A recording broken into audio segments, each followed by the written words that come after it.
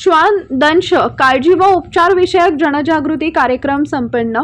संस्था माता सुशीला देवी साळुंके महिला शिक्षणशास्त्र महाविद्यालय तासगाव व आरोग्य शिक्षण पथक तासगाव यांच्या संयुक्त विद्यमाने श्वान दंश काळजी व उपचार या विषयांवरील जनजागृती कार्यक्रमाचं आयोजन करण्यात आले। कार्यक्रमाची सुरुवात मान्यवरांच्या हस्ते प्रतिमा पूजनाने झाली। कार्यक्रमाच्या अध्यक्षस्थानी प्रभारी प्राचार्य डॉक्टर आर.बी. मस्के होते।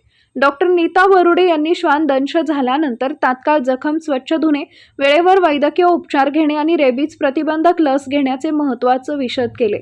डॉक्टर विहार वाळवेकर व डॉक्टर यादव यांनी पाळीव व भटक्या प्राण्यांपासून होणाऱ्या रेबीज या जीवघेण्या आजाराची माहिती देत त्यावरील प्रतिबंधात्मक उपाय सांगितले। कार्यक्रमात प्रभारी प्राचार्य डॉक्टर आर.बी. मस्के यांनी पाळीव प्राण्यांचे नियमित लसीकरण, त्यांची योग्य काळजी आणि श्वान दंशाच्या घटनांमध्ये कोणताही विलंब न करता तातडीने वैद्यकीय उपचार घेण्याचे आवाहन केले।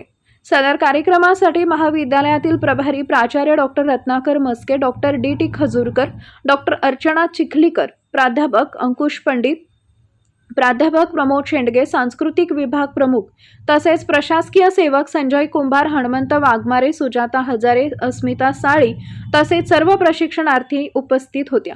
कार्यक्रमाचं सूत्रसंचालन रुचिता घोडके, मोनिका जाधव यांनी केले। कार्यक्रमाचे प्रास्ताविक आरती जाधव यांनी केले तर मानसी दहिवणकर यांनी ऋण निर्देश व्यक्त केले। कार्यक्रमाची सांगता प्रार्थनेने झाली।